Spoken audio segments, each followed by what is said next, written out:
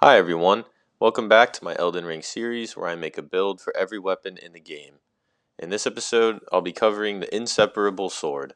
This weapon is a great sword that requires 18 strength, 18 dexterity, and 20 faith to wield and scales primarily with faith. It comes fixed with the Sacred Blade skill, which is a holy projectile attack that leaves the weapon coated with the holy buff. This sword is obtained at the end of Fia's questline in the Deeproot Depths. For this build, I went for a pure faith setup and opted to one-hand the greatsword with the Godslayer seal in my offhand for casting Black Flame spells. Since faith is far and away the best scaling stat for the Inseparable Sword, it makes for a decent weapon for a Spellblade playstyle.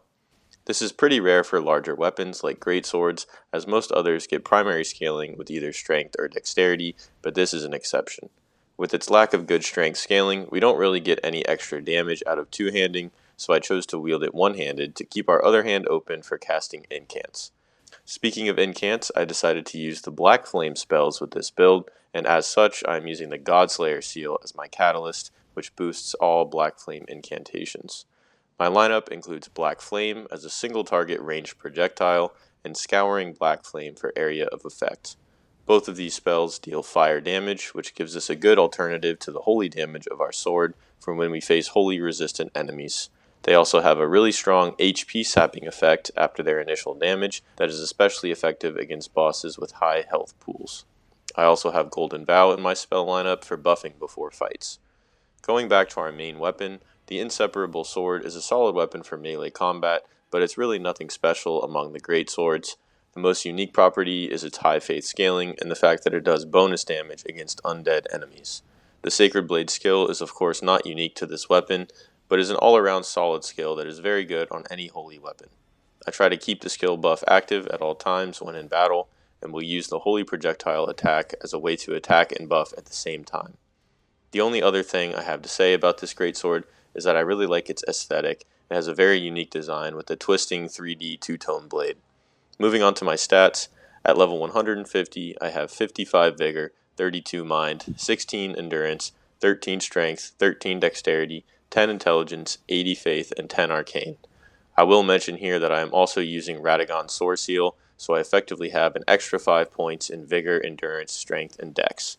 Normally, I try to avoid the Sword Seal talismans, as most of the time I consider them to be sort of a noob trap at higher levels like this, since it makes you take more damage and you get diminishing returns for the extra stat points the higher level you are.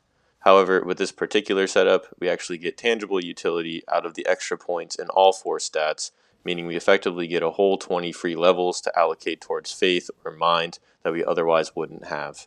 I think 20 levels is enough to make the extra damage taken worth it.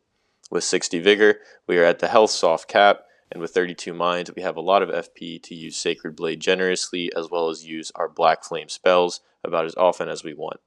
With 21 endurance, we have just enough equip load to stay at medium load with my equipment, and with 18 strength and dexterity, we just barely meet the stat requirements to wield our sword. The rest of my points are of course allocated into our primary damage stat, which is faith, going all the way to the soft cap of 80. For my armor, I had to go with D's twinned armor set, which is of course worn by the NPC who wields this weapon. This set matches the aesthetic of the sword with the two-tone gold and silver design, and you get them at the same time. I especially like the red cape, which is a nice touch alongside the gold and silver metal part of the armor. Moving on to my talismans, I first have the Phlox Canvas talisman to boost the power of our Black Flame incantations. Then I have the Dragon Crest Great Shield for more defense, which helps offset the Sword Seal penalty. Next is the Crusade insignia, which gives a temporary damage boost after defeating an enemy. This one is good for exploration, but can easily be swapped out for some other utility talisman for boss fights. And finally, I have the Radagon's Sword Seal for the extra stat points which I talked about earlier.